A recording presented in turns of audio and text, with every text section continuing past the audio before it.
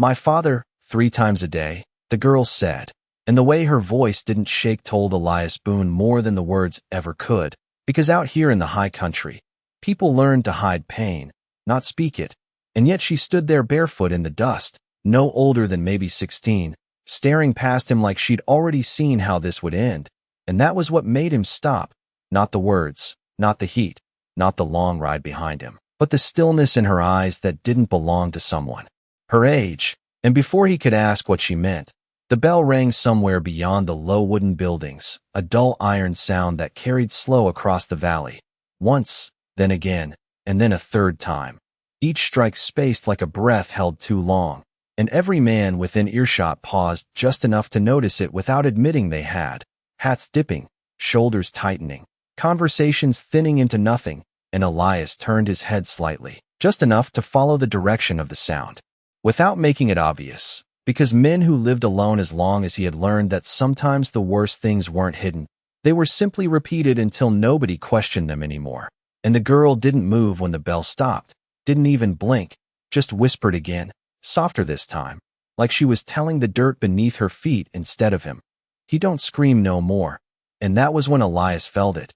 Not anger, not yet, just a weight, settling slow behind his ribs like a storm deciding whether it was worth coming down from the mountains, because he'd heard that kind of sentence before, years ago.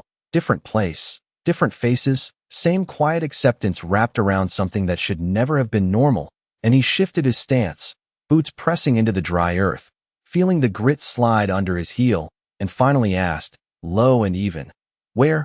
But the girl didn't answer right away. Instead, she lifted her chin just a fraction, pointing with her eyes toward a weathered structure about 30 yards off, a long, low barn with a wide door half open and shadows sitting heavy inside. And from where he stood, Elias could see movement near the entrance, slow, deliberate, like men who had done the same thing too many times to rush it. And the air carried the smell of leather and sun-baked wood, mixed with something else he couldn't quite place, not foul, not sharp, just wrong in a way that didn't belong to nature. And he took a step forward, then another, not hurrying, not hesitating, just closing the distance like a man who had already decided something without knowing when he'd made the choice. And as he moved, the town seemed to lean away from him, not physically, not enough to see, but in the way conversations died before he passed, in the way eyes slid off him instead of meeting his, in the way no one said a word to stop him even though they all knew exactly where he was going. And the bell didn't ring again, not yet. But its echo stayed in the air like a memory that refused to leave, and Elias reached the edge of the barn's shadow, just as the girl's voice followed him, barely above a breath. "They make him kneel." And he paused. There, half in light, half in shade, because kneeling meant something out here. It wasn't just posture, it was a language, a statement, a line drawn between who held power and who was expected to lower themselves beneath it. And he'd seen men kneel for prayer, for grief, for respect, but never 3 times a day unless it had nothing to do with any of those things. And he stepped inside without asking permission, the temperature dropping a few degrees as the sun gave way to dim, filtered light, dust floating in the air like it had nowhere else to be. And there, near the center of the packed dirt floor, a man knelt, back straight, hands resting on his thighs, head slightly bowed but not broken, not yet. And around him stood 4 others, white men in work clothes. Not soldiers, not outlaws, just ordinary enough to blend into any town you'd pass through and forget by the next morning. And one of them held a small hand bell at his side, the metal catching a sliver of light. And Elias didn't speak, didn't reach for anything, just watched. Because sometimes the truth showed itself if you were patient enough to let it finish. And after a moment, the man on his knees lifted his head, not high, just enough to meet the space in front of him. And then, slowly, he lowered it again, deeper this time, controlled, practiced, like something taught and repeated until it no longer required thought. And the men around him nodded once, satisfied, not proud, not ashamed, just certain. And the one with the bell gave it a gentle shake, not loud, just enough to mark the moment. And Elias felt that weight in his chest shift, settle into something sharper now, something with edges, because this wasn't chaos, it wasn't anger, it wasn't even punishment in the way most men understood it. It was ritual, structured, and deliberate, and that made it worse, because ritual meant belief, and belief didn't break easy. And behind him, somewhere near the doorway, the girl hadn't moved, her presence like a shadow that refused to leave the edge of things, and Elias finally spoke, voice quiet but carrying anyway. "You do this every day?" And one of the men glanced at him, then at the others, a brief exchange passing between them before he answered with a shrug that felt too casual for the space they stood in. "3 times, he said, like he was talking about feeding livestock or checking a fence line. And Elias nodded once, slow, taking that in, letting it settle, because now he understood the bell, the timing, the silence in the town, the way nobody stopped him from walking in, and most of all, he understood the girl's eyes, and he looked back at the man on his knees, really looked this time, at the set of his shoulders, the steadiness in his breathing, the refusal to collapse even when the world had clearly decided what place he was meant to occupy, and something inside Elias Boone, something that had stayed quiet for a long time, finally chose to wake up, not loud, not sudden, just certain, like a man standing up after sitting too long, and he said, almost to himself, but loud enough for them all to hear, "That bell rings again, it ain't gonna sound the same." And for the first time since he'd stepped into that town, the air shifted, subtle but real, like even the dust knew something had just changed. The man on his knees did not look up when Elias spoke, not because he had not heard, but because he had learned when not to move, and that told Elias more than any words could have, because obedience like that did not come from fear alone.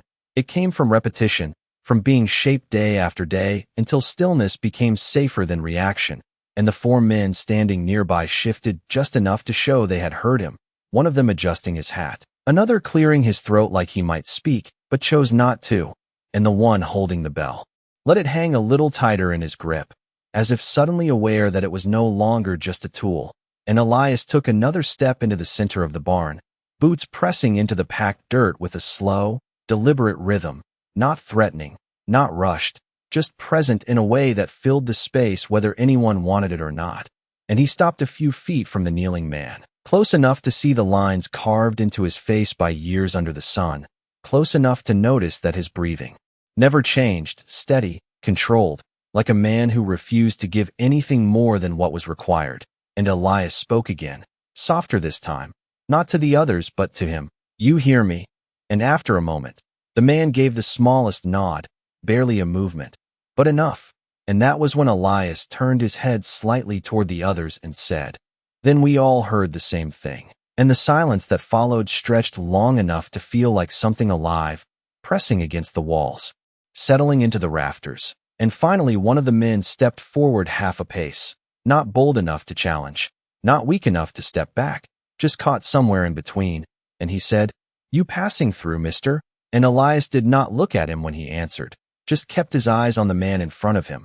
"I was," he said, and that single word carried the weight of a decision already made. And the man with the bell let out a breath he did not realize he had been holding, then gave a small shake of his head like he was trying to reset the moment back to something familiar.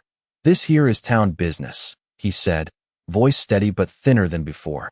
"Ain't nothing to concern yourself with." And Elias nodded once, slow, like he was considering that, like he might even agree, and then he reached down, not sudden, not sharp, just steady, and brushed a bit of dust from the kneeling man's shoulder, the kind of gesture that should not have meant anything. But in that space it changed everything, because no one had touched him like that, not here, not during this, not in front of them. And the 4 men stiffened without meaning to, their bodies reacting before their thoughts could catch up, and Elias straightened again, turning now to face them fully, and said, "Looks like it concerns me now." And the words did not rise, did not sharpen. They simply settled into the room like something that had always been there, waiting to be spoken.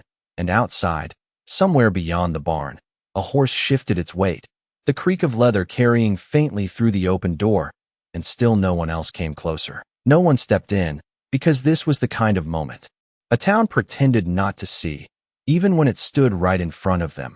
And the man who had spoken first glanced toward the doorway, then back at Elias, weighing something he could not quite measure, and said, "You do not understand how things work here."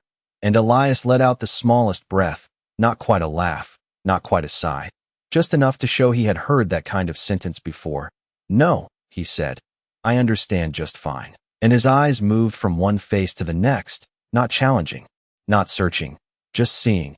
And that made it worse somehow, because being seen meant being known, and being known meant there was no place left to hide.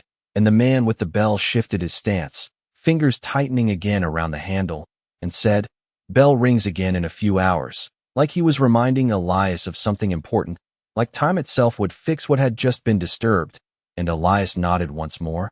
"I figured," he said, and then he stepped back, just one step, giving space not out of respect, but out of intention, like he was letting something play out because he needed to see all of it, not just part. And the kneeling man did not move, did not rise, did not change his posture at all, and that stillness filled the barn heavier than any noise could have. And Elias turned then, walking toward the doorway without hurry, without looking back, and as he passed the threshold, the light hit his face again, bright and unforgiving, and the girl was still there, exactly where he had left her, like time had not moved for her at all, and she looked at him with that same quiet knowing, and he stopped beside her, not facing her, both of them looking out across the dusty yard, and after a moment, he said, "3 times," and she nodded, "Just once," and he asked, "Always the same?" And she swallowed before answering, voice barely there, "Always," and Elias let that sit for a second, feeling the weight of it settle into place, and then he asked the question that mattered, the one that would not leave once it was spoken, "And nobody ever stops it?" And the girl did not answer right away, her eyes drifting toward the town, toward the people moving about like nothing had changed, like nothing needed to. And when she finally spoke, it was softer than before, almost lost in the wind. "They say it keeps order." And Elias Boone stood there in the sun, dust curling around his boots, and for the first time since he had ridden down from the mountains, he understood that what he had stepped into was not a moment, not a single act, but a system, quiet and practiced, built on something no one questioned anymore. And systems did not break from the outside, not easily. But they did have one weakness. They relied on everyone playing their part, and Elias had never been much for playing along. And as the wind shifted, carrying the faint echo of that bell still lingering somewhere in the air, he made another quiet decision, one that did not need words, because the next time that bell rang, it would not mark the same thing it always had, not if he was still standing there to hear it. The sun had shifted by a few inches when Elias finally moved again, not toward the road, not back to the barn, but toward the center of the town where a long wooden post stood near the well, worn smooth by years of hands and rope, the kind of place where people gathered without thinking. And that was exactly why he chose it, because if something was going to change, it needed to happen where everyone could see it, and the girl followed a few steps behind, not close enough to be part of it, not far enough to pretend she was not, and the town watched without watching, doors left half open, boots slowing in the dirt, conversations breaking apart into pieces that never quite finished. And Elias stopped beside the post and rested one hand against the wood, feeling the grooves, the history, the quiet repetition of use. And he looked out across the street as if he was waiting for something, though no one knew what. And that made it worse, because waiting meant time, and time meant that whatever was coming was not an accident. And after a moment, a man stepped out from the general store, the same one who had spoken in the barn, his hat pulled a little lower now, his shoulders a little tighter, and he walked over slow, stopping about 10 feet away. Like there was an invisible line he did not want to cross. "You planning to stand there all day?" he asked, trying to keep his tone even, trying to make it sound like nothing had changed, and Elias glanced at him. Then at the bell hanging from a hook just outside the store, smaller than the one in the barn, but made of the same dull iron, and he said, "No. Just that. Nothing more." And the man followed his gaze to the bell and then back again, something flickering behind his eyes that he did not want to name. And the silence stretched until it drew others closer, one at a time, until there were half a dozen men scattered along the street, all pretending they had somewhere else to be, all staying anyway. And Elias pushed himself off the post and walked toward the bell, not fast, not slow, just steady. And when he reached it, he did not touch it right away. He simply stood there, looking at it like a man studying a tool he had never used before but already understood, and behind him, the Girl's voice came again, barely more than a breath. They will not like that. And Elias did not turn when he answered. They do not have to. And then he lifted the bell from its hook, the metal cool in his hand, heavier than it looked, and for a second, nothing happened. No one spoke, no one stepped forward, because the act itself was too simple to justify a reaction, and yet it carried something underneath it, something that made every man there aware that a line had just been crossed without a word, and Elias held the bell at his side, feeling its weight settle into his grip. And then he walked back to the post, each step measured, each movement unhurried, like he had all the time in the world. And when he reached it, he turned to face the street, to face them all, and he raised the bell just enough for the light to catch it, and said, 3 times, right? And no one answered. But they did not need to, because the truth of it sat in the air between them, heavy and undeniable, and Elias nodded once, as if that silence was all the confirmation he required. And then he lowered the bell again without ringing it. Not yet. And that pause did something to the crowd, something subtle but real, because they had expected the sound, had braced for it, and when it did not come, it left them off balance, uncertain, and uncertainty was not something this town handled well. And the man from the store took a step closer, then stopped himself, his voice tighter now.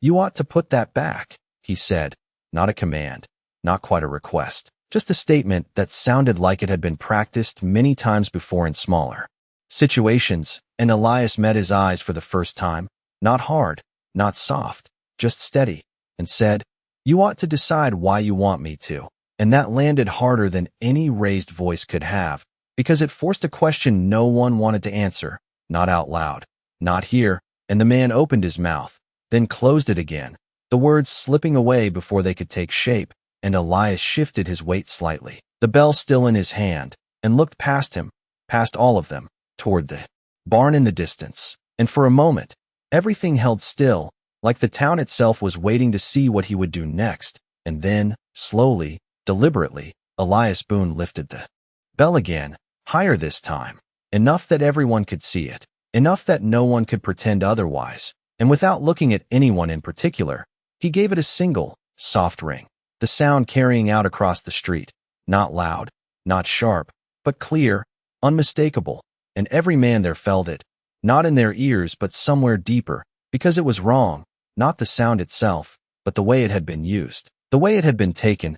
And Elias lowered it again, letting the echo fade on its own, and said, quiet enough that they had to lean into the moment to hear it. Next time, it means something different. And no one laughed, no one argued, no one reached for anything at all, because for the first time, the bell did not belong to the routine they had built around it. It belonged to him, and that was something they did not know how to face. And in the distance, near the barn, a figure moved. The man who had been kneeling before, now standing in the doorway, watching, not stepping forward, not turning away, just watching. And Elias saw him, held his gaze for a second that stretched longer than it should have. And in that moment, something passed between them, not words, not agreement, just recognition. And Elias knew then that the next time the bell rang, it would not call the same action, not if he had anything left to say about it. And judging by the way the town had gone quiet around him, he did. The sound of that single bell ring did not fade the way it should have. It lingered, stretched thin across the town like a thread pulled too tight, and no one was quite sure where it would snap. And Elias Boone stood there with the iron still in his hand, not raising it again, not lowering it completely, just holding it in that space between action and intention, and that alone was enough to unsettle men who had built their days around certainty. And across the street, a door creaked open just enough for a pair of eyes to watch, then another, and another, until the whole place felt like it was breathing through cracks in wood and shadow. And the man from the store shifted his weight again, slower this time, more careful, like he understood now that every movement carried meaning. You are making this harder than it needs to be, he said, and his voice had lost whatever ease it had earlier, replaced now by something closer to concern, not for Elias, but for what would follow if this kept going. And Elias turned the bell slightly in his hand, letting the light glance off its surface, and answered without looking at him. It was already hard, and that landed in a way no one could argue with, because it was true in a way.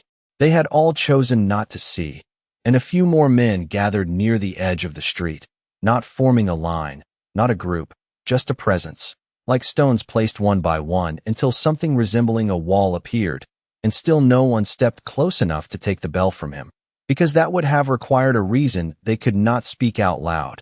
And from the far side of town, a figure moved with more purpose than the others, boots striking the ground in a rhythm that did not hesitate, and it did not take long before the shape resolved into Sheriff Hal Crowley, his coat hanging straight despite the heat, his eyes already fixed on Elias before he had even reached the center, and the town shifted again, not visibly, but enough that Elias could feel it, the way a place adjusts itself around the man it believes holds authority.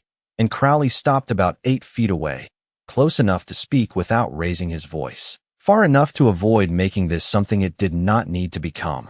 And he looked at the bell first, then at Elias, and then at the men around them, reading the situation in a glance the way a man learns to do when he has been in charge too long.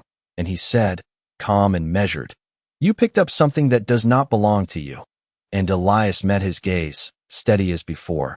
"Looks like it belongs to everyone," he said, and that small exchange settled into the ground between them like a marker, something that divided what had been from what would come next. And Crowley let a slow breath out through his nose. Not anger, not yet, just calculation, and he took one step closer, his boots pressing into the dust with a weight that came from habit, not threat. "You passing through," he said, echoing the earlier question, but this time it sounded less like curiosity and more like a line being drawn, and Elias nodded slightly.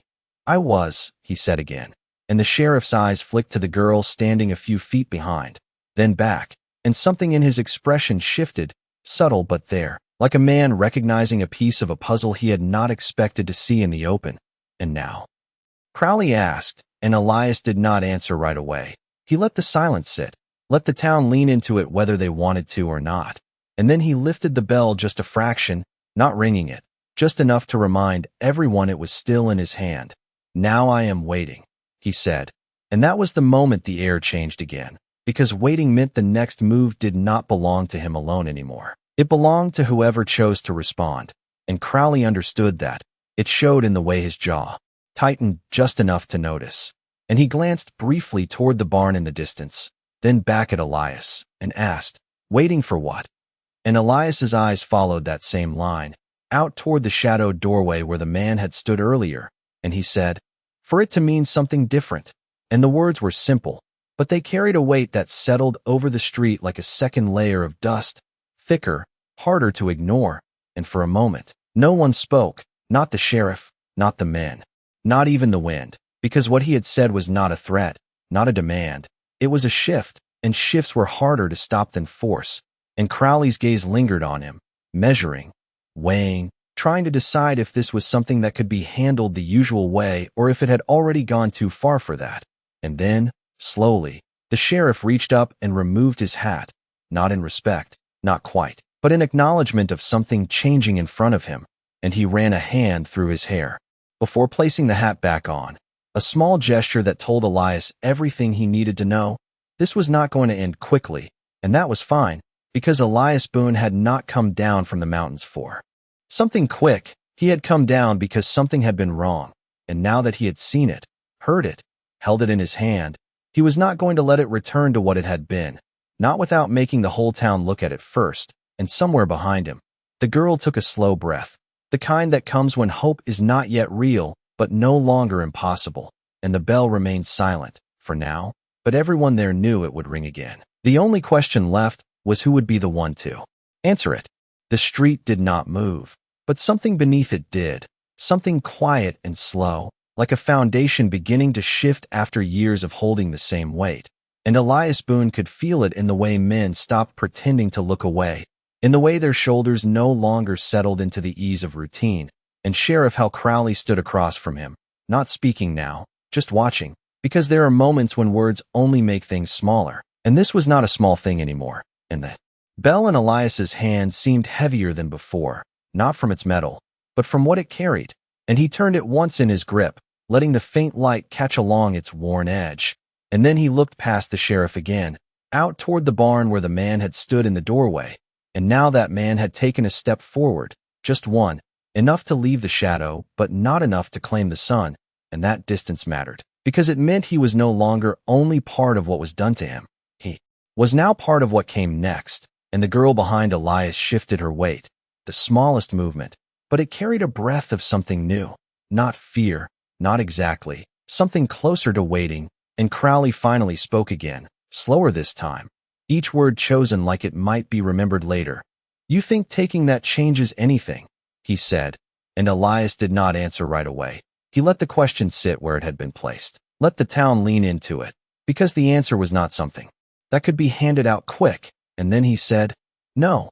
And that single word caught more than a few of them off guard, because they had expected defiance, expected a man trying to prove something, and instead they got something quieter, something steadier, and Elias lifted his eyes to meet the sheriff's. "But it shows it can," he added, and that was where the ground shifted again, not loud, not sharp, just enough to unsettle a belief that had been left alone too long, and Crowley's jaw set just a little tighter, not anger, not yet, but the beginning of it, or maybe the beginning of something else, something harder to name. And he glanced once more toward the barn, toward the man who now stood fully in the light, and for a moment, their eyes met, and whatever passed between them did not need to be spoken, because it was already understood, and Crowley turned back to Elias and said, "There are reasons things are done the way they are," and Elias nodded, slow, thoughtful. "There always are," he said, and then he took a step forward, closing just a bit of the space between them, not enough to threaten, just enough to change the distance, and he lowered the bell to his side, not hiding it, not displaying it, just holding it like any other object, and he asked, "You ever hear it from out here?" And Crowley's brow shifted slightly. "Hear what?" he said, though he already knew, and Elias tilted his head toward the barn, toward the place where the sound had come from earlier. "That bell," he said, "not from where you stand when it is easy, but from here," and he tapped the ground once with the heel of his boot, "where everyone else hears it." And the question hung there, heavier than it should have been, because it was not about sound, not really. It was about distance, about what a man allowed himself to notice depending on where he chose to stand, and Crowley did not answer, not because he could not, but because any answer would have meant admitting something he had spent too long not saying, and the men along the street shifted again, one of them glancing down at his hands like he might find something there he had missed before, and another looking off toward the hills as if distance might give him an excuse, and Elias let the silence build, let it stretch until it pressed against all of them, and then, slowly, he raised the bell again, not high, not low, just enough that it sat between them all, a small, simple thing that had become something else entirely, and this time, when he rang it, it was not soft, not sharp, just clear, a single tone that moved through the air without asking permission, and every head turned, not just the men, but the figures behind the doors, the shapes in the windows, because this sound did not belong to the same meaning anymore. It had been taken, changed, and given back, and Elias lowered it again, letting the echo fade on its own, and then he did something no one there expected. He stepped aside, just one step, opening the space beside the post, and he looked toward the man from the barn, not calling him, not ordering him, just leaving the space there, and that was when the real shift happened, because invitation is harder to refuse than command, and the man stood still for a long second, 2, maybe 3, the distance between him and that space stretching like a line drawn in the dirt, and then, slowly, he walked forward, each step measured, each movement chosen, and the town watched, not breathing, not speaking, just watching, as he crossed the yard, past the edge of the street, and came to stand where Elias had left room, not kneeling, not lowering himself, just standing, and the difference in that single posture changed everything, because it was the first time anyone had seen him that way in this place, and Elias did not look at the sheriff now, did not look at the crowd. He looked only at the man beside him, and then at the bell in his own hand, and he said, quiet but certain, "Next time it rings, it will not be for that." And no one argued, no one stepped forward, because for the first time, the meaning of that sound had slipped out of their control, and once meaning changes, it does not go back easy, and Sheriff Hal Crowley stood there in the dust, hat casting a shadow across his eyes, and for the first time, Since he had walked into this moment, he did not look like the man who decided how things worked. He looked like a man deciding whether to let them change. The man who had stepped into the open space did not speak, not at first, because some moments are not meant for words. They are meant to be held, examined, understood, and the town felt it, every pair of eyes resting on him now in a way they never had before, not as something beneath them, not as part of a routine, but as a man standing upright in a place that had never allowed it. And Elias Boone shifted just enough to stand beside him rather than in front of him, not shielding, not leading, just present, and that quiet choice carried more weight than any command could have, because it said this was not about taking someone's place. It was about giving it back. And Sheriff Hal Crowley watched it all with a stillness that was beginning to look less like control and more like thought, the kind that comes when a man realizes the rules he has followed might not hold the way he believed they did. And the bell in Elias's hand rested low now, no longer raised, no longer displayed, just there, like a question, waiting to be answered. And one of the men near the edge of the street finally spoke, his voice uncertain, almost lost under the weight of the silence. "This is not how it is done," he said, and it sounded less like a warning and more like a reminder he was trying to give himself. And Elias turned his head slightly toward him, not dismissing, not confronting, just acknowledging. "Maybe that is the point," he said. And the words did not rise. They did not push. They simply settled, and the man had no answer for that, because he had never been asked to consider it before.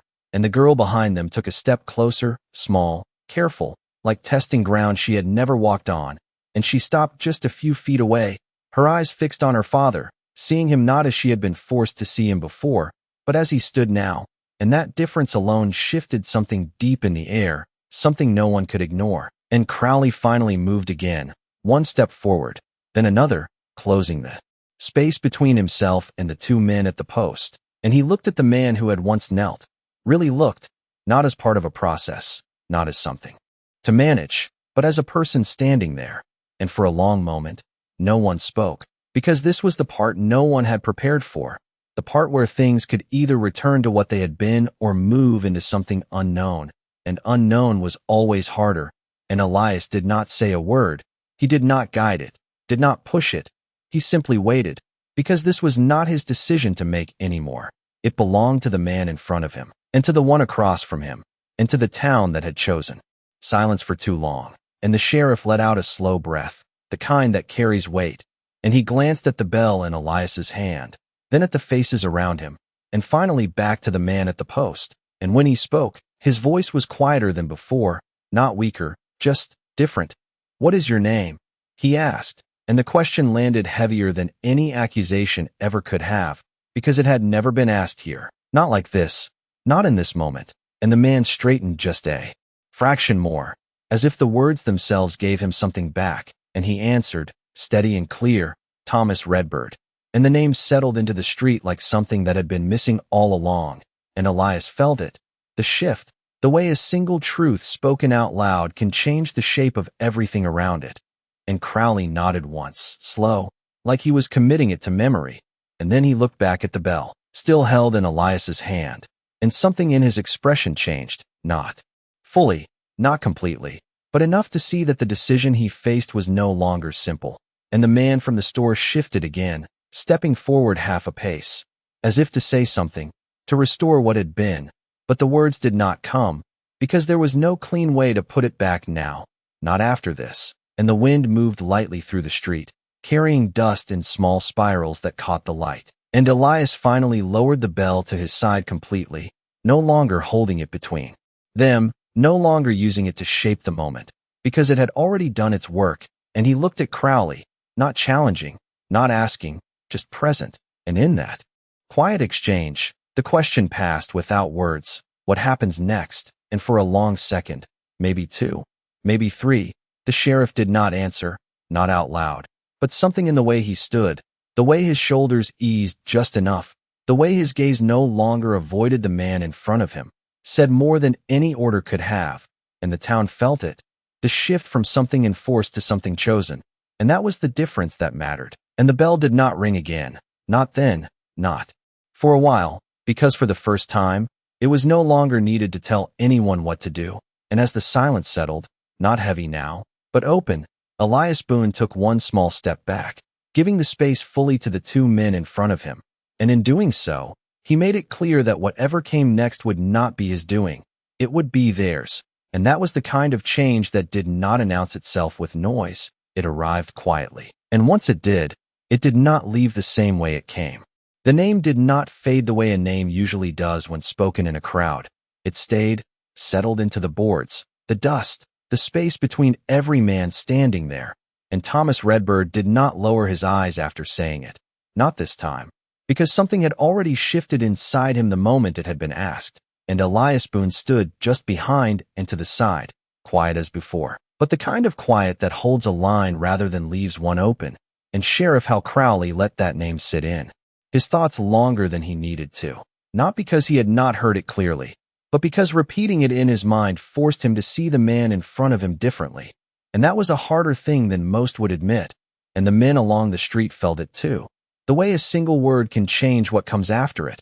And one of them, older, with hands worn from work and eyes that had seen more than he let on, took off his hat without thinking, not in ceremony, not in defiance, just a small, human gesture that did not belong to the routine they had followed for so long. And that gesture did something. It broke a piece of the pattern, small but real, and others noticed, even if they did not follow.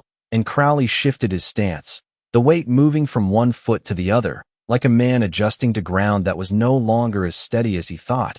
And he spoke again, not loud, not for effect, just enough for those closest to hear. "Thomas," he said, testing the name out in the open. And Thomas did not answer right away. Not because he could not, but because he did not need to rush anymore. And when he did speak, it was steady, measured. "That is my name." And the simplicity of it carried more force than anything louder could have, because it was not a challenge, not a plea, just a fact placed where it could not be ignored. And the sheriff nodded once, slow, like he was acknowledging something he should have seen long before now. And his eyes moved briefly to the bell, still in Elias's hand, and then back. And he said, "That bell was never meant for this." And the words sounded different than they would have an hour ago, less like a defense, more like a realization spoken too late. And Elias did not interrupt, did not claim the moment. He let it stand, because this was not his to finish. And the man from the store stepped forward again, a little more certain now, as if he sensed the shift and wanted to catch it before it moved too far. "Sheriff," he said, a hint of urgency in his tone. "We have always done it this way." And Crowley turned his head, slightly, not snapping, not rebuking, just looking. And that look alone was enough to quiet the rest of the sentence before it formed, because for the first time, the sheriff was not leaning on what had always been done. He was weighing what was in front of him, and that was new, and new things made men uneasy. And the girl stepped closer again, just one pace, enough that she now stood beside her father instead of behind the line where she had been kept before. And Thomas felt it, did not look at her, did not move toward her, but his shoulders eased just enough to show he knew she was there. And that small change spoke louder than anything else in that moment, because it showed what had been taken and what was beginning to return. And Elias watched it all without stepping in, his role already played, his presence now only a steady point in the background, like the mountains he had come from, unmoving, certain. And Crowley took another breath, deeper this time. And when he spoke again, it was not to the crowd, not to Elias, but to Thomas. "You will not kneel again," he said, and the words did not ring out, they did not need to. They settled into the air with a weight that came from choice rather than force. And for a second, no one reacted, not because they had not heard, but because they were measuring what it meant. And the man from the store opened his mouth as if to argue, then stopped, because there was no clean way to stand against what had just been said without exposing more than he wanted to show. And the others along the street shifted, some looking down, some looking away, some simply standing there as if unsure what to do with their hands, their eyes, their place in this new shape of things. And the bell in Elias's hand felt lighter now, not because it had changed, but because what it carried had been released. And he lowered it fully, letting his arm rest at his side. And for the first time since he had picked it up, it was just a bell again, nothing more, nothing less. And Thomas Redbird stood in the center of the street, not moving, not speaking, just standing in a way that had not been allowed before, and that alone was enough to mark the moment. And the girl beside him lifted her chin just slightly, not in pride, not yet, but in something close to it, something that might grow if given time. And Sheriff Hal Crowley turned his gaze across the town, meeting the eyes of those who had gathered, not demanding agreement, not asking for it, just letting them see the decision he had made. And one by one, without words, without signal, the tension in the street eased, not gone, not forgotten, but changed, like a knot loosened just enough to breathe. And Elias Boone stepped back another pace, then another, moving toward the edge of the moment he had helped create, because men like him did not stay where they were not needed. And as he did, the wind picked up just enough to carry the faint sound of the bell against his leg, a soft, hollow note that meant nothing now, and everything had already been said without it. For a long moment after the sheriff's words settled, nothing moved, not the men, not the dust, not even the sound of boots shifting against the ground. And that stillness carried a different kind of weight now, not the kind that pressed down, but the kind that held something in place long enough for it to be understood. And Thomas Redbird remained standing where he was, shoulders square, breath steady, as if he was testing the air itself, waiting to see if it would change back, if the ground beneath him would give way to what it had always been. But it did not. And that was the first real proof that something had ended, not loudly, not with force, but with a decision that could not be taken back once spoken aloud. And the girl beside him shifted her gaze from her father to the sheriff, then to the men along the street, watching each of them as if memorizing their faces in this new moment. And some of those men could not hold her eyes, not anymore, because looking at her now meant remembering what they had allowed before. And that kind of memory does not sit easy in a man's chest.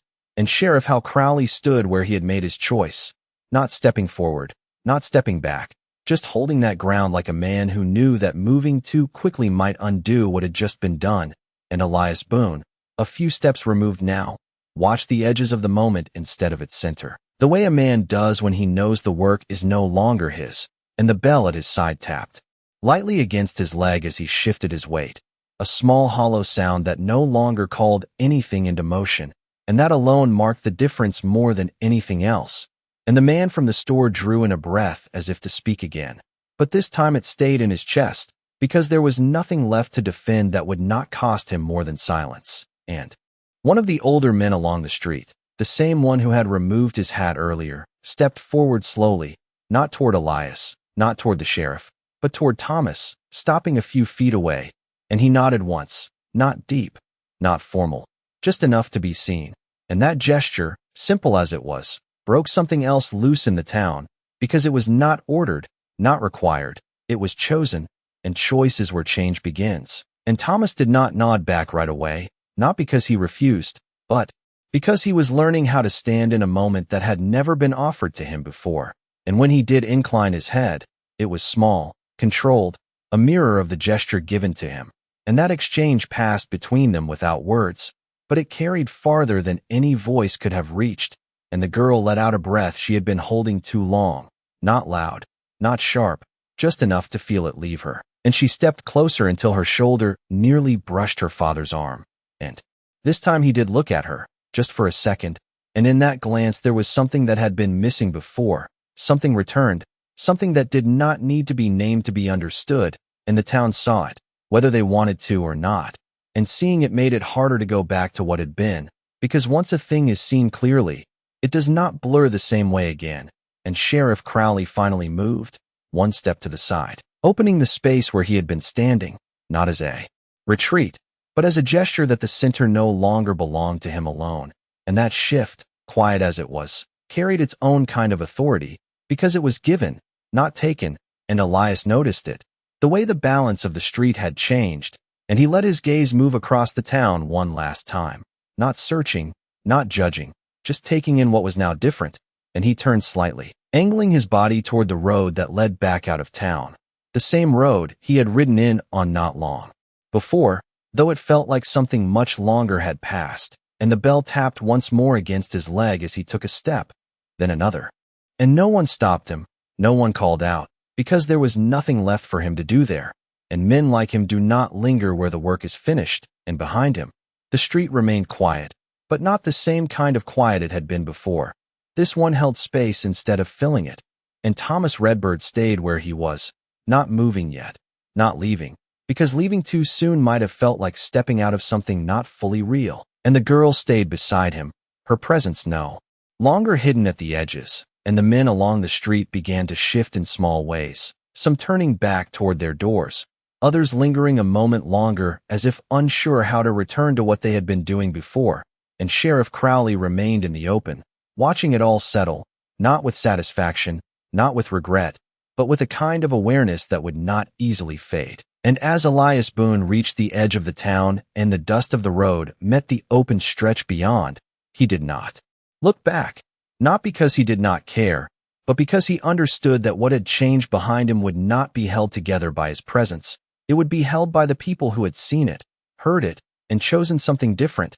And somewhere behind him, faint and almost lost to the wind, the bell gave one last quiet sound as it brushed against his side, and this time, it called nothing at all.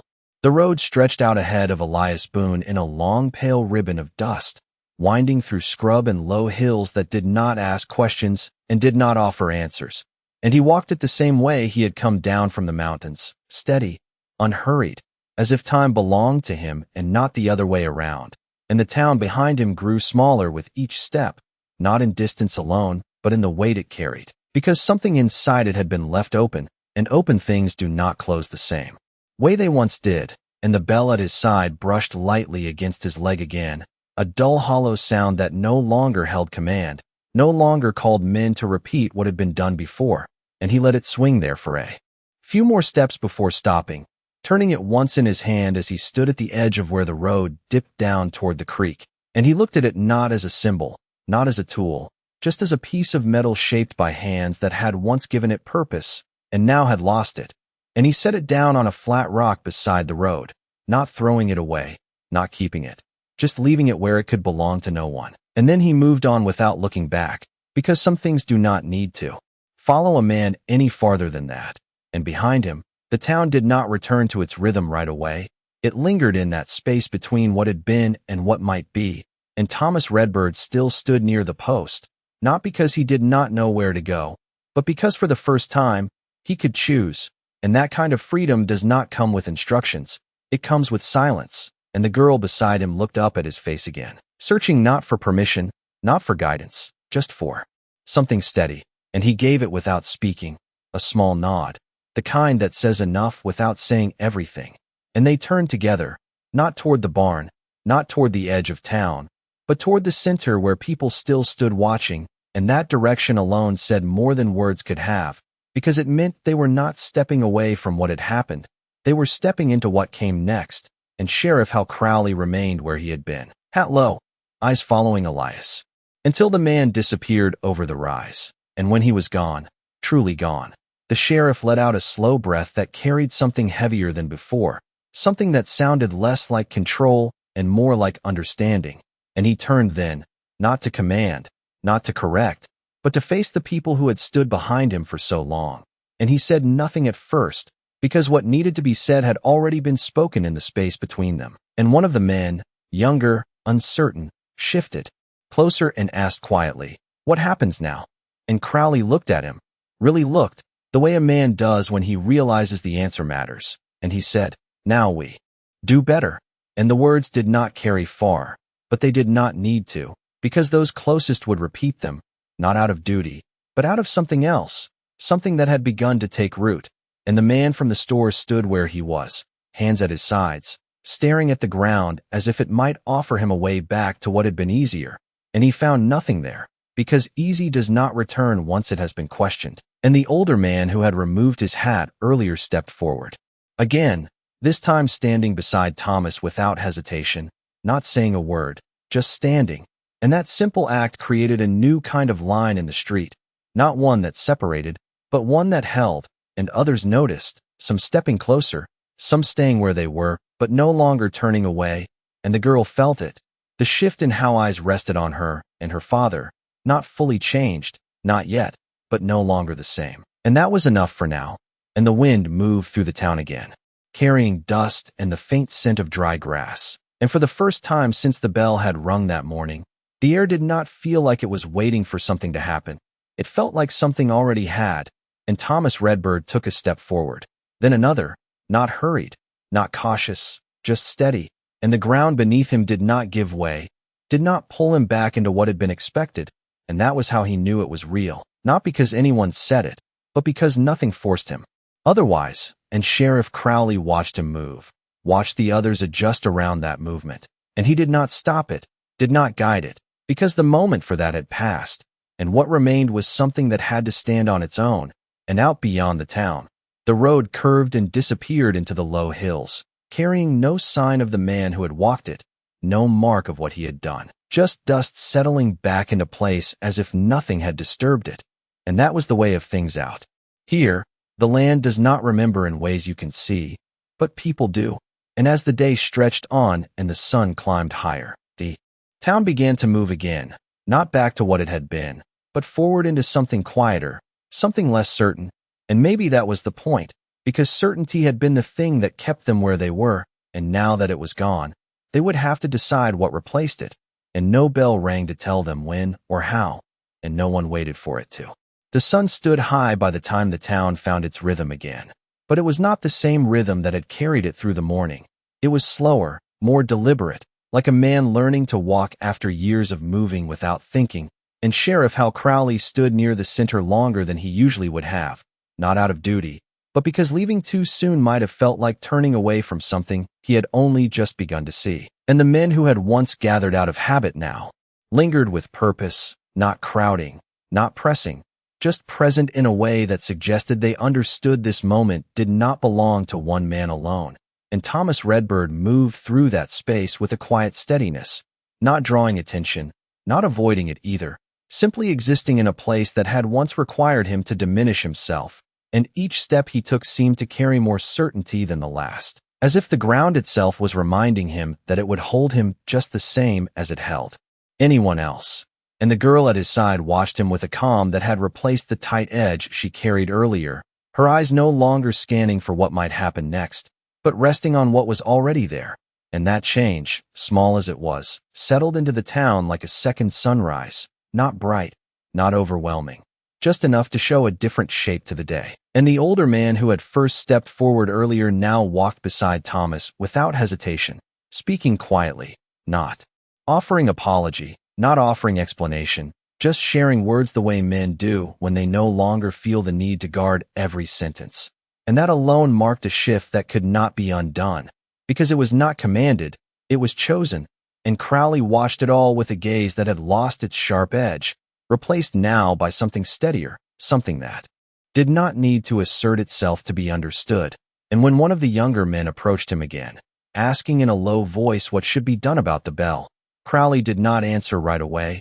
He let the question sit, turning it over in his mind as if weighing more than the object itself. And then he said, "We leave it."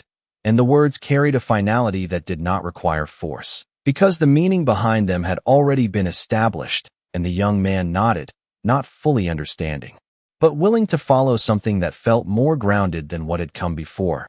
And the day moved forward in small, quiet ways. Doors opened fully now instead of halfway. Voices returned but softer, measured, as if each word carried more weight than before. And in the distance, the barn stood as it always had, but no one moved toward it with the same purpose. No one waited for a sound that no longer held command. And that absence spoke louder than any action could have. And Thomas paused, near the well, resting a hand against the worn wood of the post, feeling its surface the same way Elias had earlier, tracing the marks left by years of repetition. And he stood there for a moment, not out of memory, not out of hesitation, but as if acknowledging what had been without letting it define what came next. And then he stepped away, leaving that place behind not with anger, not with relief, but with a quiet understanding that it no longer held power over him. And the girl followed, her steps matching his without effort. And together they moved toward the edge of town where the land opened wide and the horizon stretched without boundary. And they did not rush, did not look back often, because there was no need to measure what they had left against what they were moving toward.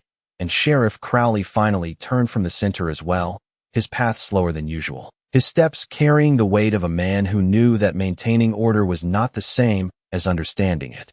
And as he passed the storefront where the bell had once hung, he paused just long enough to glance at the empty hook, the small absence that marked a larger change. And then he continued on, not replacing it, not restoring it, just letting it remain as it was.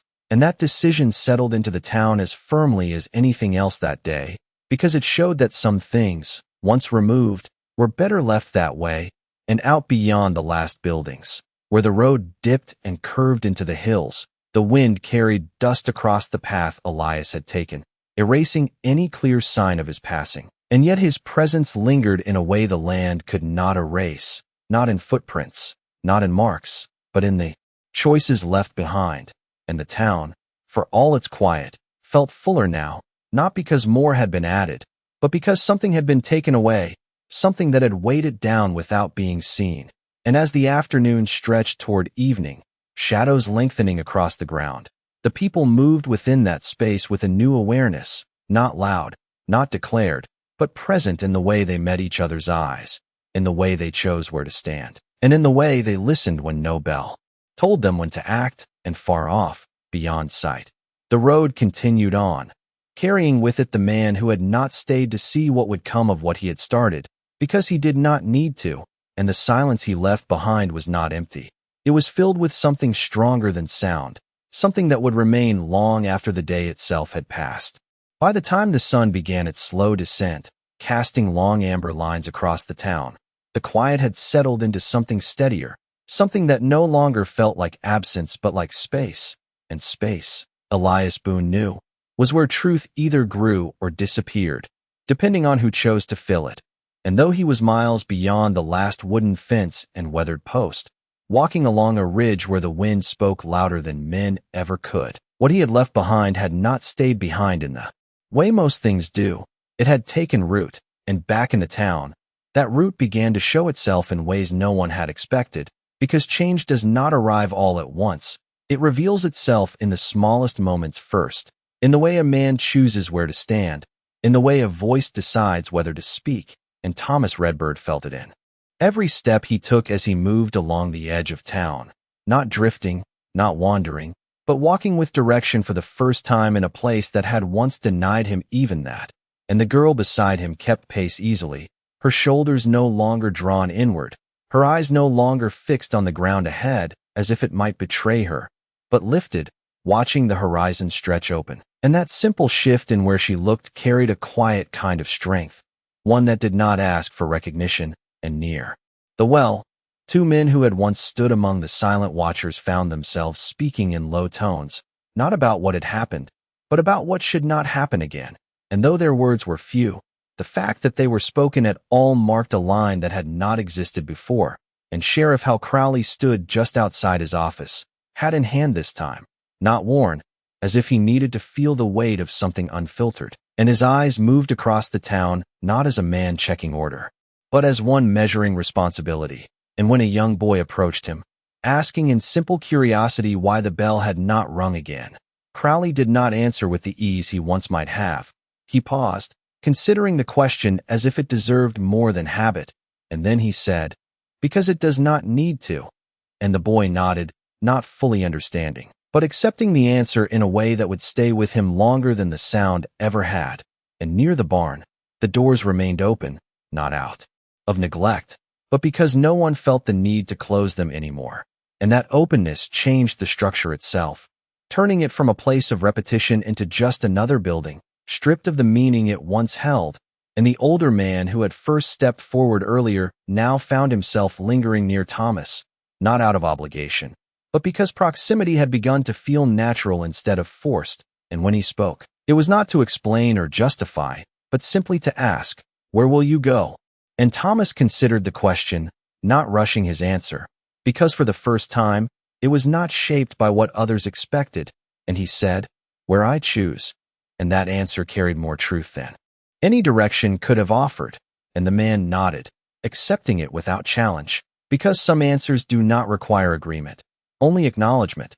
And the girl smiled then, just a small curve of expression that had been absent before, and it did not draw attention, but it changed the air around her all the same, because it was not born from safety.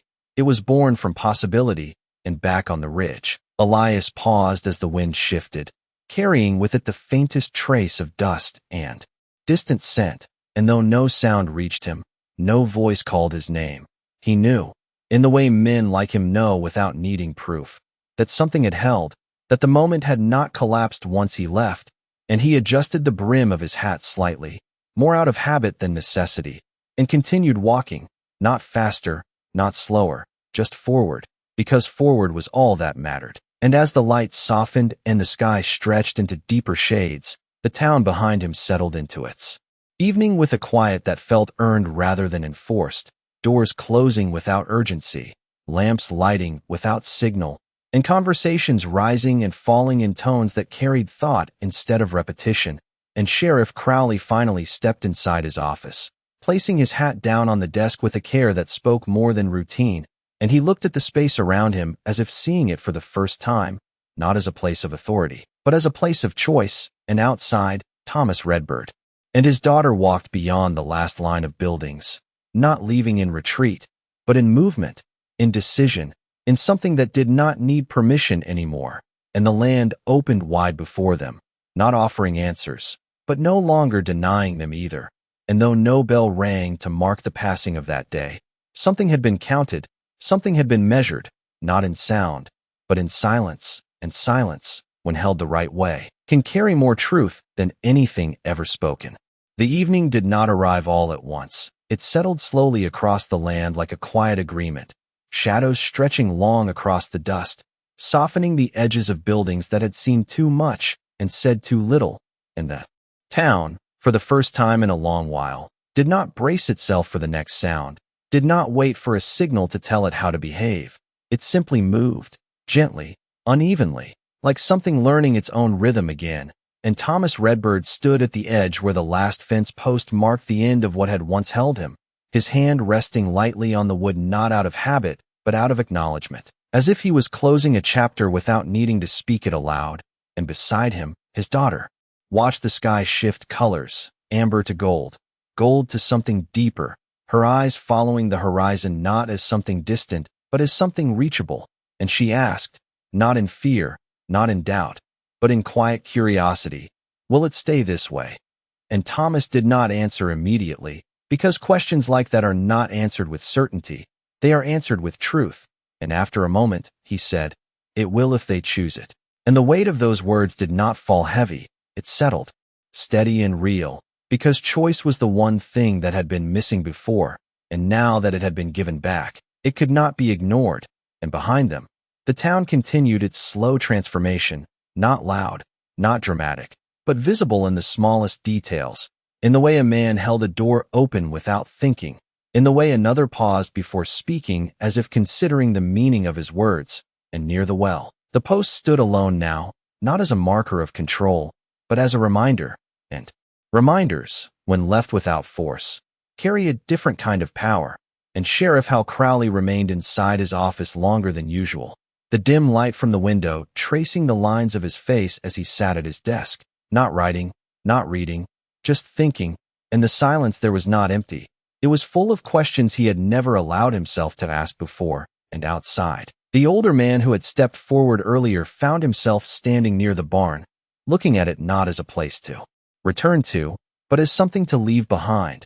And after a long moment, he reached out and pushed one of the doors wider, letting the last of the daylight spill fully inside, as if to show there was nothing left hidden there. And then he stepped back, not claiming it, not closing it again, just letting it stand open. And that single act, small as it was, carried through the town in a way no bell ever had, because it asked nothing and demanded nothing. It simply revealed what was already true. And as the sky deepened and the first stars began to appear, Thomas and his daughter turned from the fence and walked forward, not looking back, not out of rejection, but because they no longer needed to measure themselves against what had been left behind. And their steps carried them onto the open land where the air felt different, wider, freer, and yet grounded in a way that did not require permission. And far beyond the hills, Elias Boone walked beneath that same sky, his silhouette moving along the ridge line, steady and unchanged. And though he did not see the town anymore, he did not need to. Because the work he had done was never about staying, it was about leaving something behind that could stand without him. And as he walked, the wind carried nothing but the sound of the land itself. No bell, no voice, just the quiet rhythm of a world that did not rely on command. And back in the town, Sheriff Crowley finally stood, placing his hands on the desk for a moment before straightening. And when he stepped outside, the night had already begun to settle, lamps glowing softly in windows, voices low and calm. And he looked across the street, taking in the space that now felt different, not because of what had been added, but because of what had been removed. And he nodded once to no one in particular, a small acknowledgement of something understood too late, but still in time to matter. And as the night deepened, the town rested without waiting, without listening for a sound that would never come again. And in that silence, there was no fear, no tension, only the steady presence of something that had been reclaimed, something that did not need to be spoken to be known. And far out on the open land, under a sky that stretched without end, a man walked on, and behind him, a town learned how to stand without kneeling. Morning came without announcement, the way it always does out on the plains, lights spilling slow over the horizon, touching the roofs, the fence lines, the worn edges of a town that had learned something it could not unlearn. And for a moment, everything held still in that early quiet, not waiting, not bracing, just existing. And that was new. And in the center of it all, the post by the well stood as it had the day before, but it no longer carried the same weight, no longer marked a place where something had to happen. It simply stood, wood and grain and time.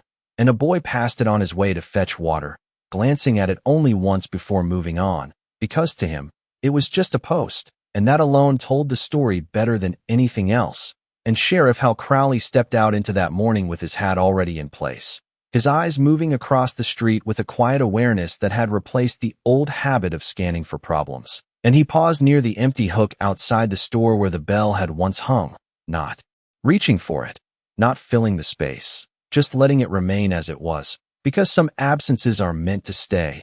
And he turned then, walking the length of the street without hurry, nodding once to a man sweeping dust from his doorway, to a woman opening her shutters to let the light in.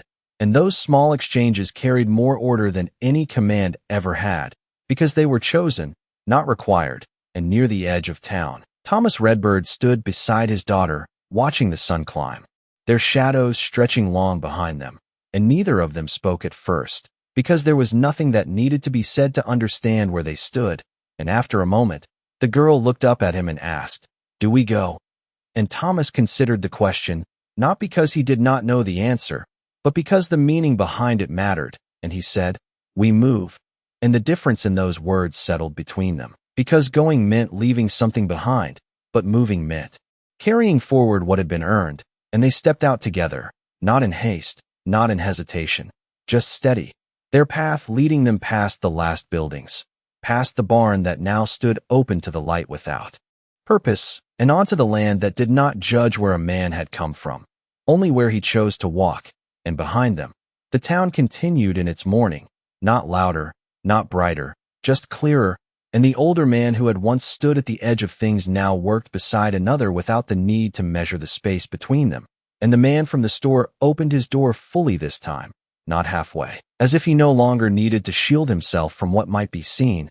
And Sheriff Crowley reached the far end of the street and stopped, turning once more to look back, not out of habit, but out of acknowledgement. And what he saw was not a place returned to normal. It was something else entirely, something quieter, something more deliberate. And he gave a small nod, not to anyone in particular, but to the moment itself, because it had held, it had stayed, and that mattered more than anything that could be said about it. And out beyond the low hills, a figure moved along the ridge, distant, almost part of the land itself. And though no one in the town could see him now, his presence remained in the choices they made, in the way they stood, in the way they no longer waited for a sound to tell them what to do. And the wind carried across the open ground, brushing against fence posts, across the empty hook, through the open barn doors. And it did not carry a bell, did not carry a command, just the quiet sound of a place that had learned to listen to itself. And as Thomas and his daughter reached the rise beyond the town, they paused once, not to look back at what had been, but to take in what lay ahead, and the horizon stretched wide and unbroken. And Thomas placed a hand lightly on his daughter's shoulder, not guiding, not holding, just there, and they stepped forward together into that open space, and behind them, the town did not call them back, did not mark their leaving. It simply remained, steady and changed, and somewhere along the road, where dust met stone, and the path curved out of sight, a small piece of iron rested on a flat rock, catching the morning light, silent, still, and for the first time since it had been made, it meant nothing at all. And that was the point, because out here, justice does not always arrive with noise. Sometimes it comes in the quiet after, in the space left behind when a man chooses to stand instead of kneel, and in the way a town decides, without being told, that it will never ask for that again. Thanks for watching this story. Subscribe to the channel for more heartfelt stories. Your support helps keep these stories alive. Tell me in the comments what you felt about this story and what kind of stories you want to see next. See you in the next story.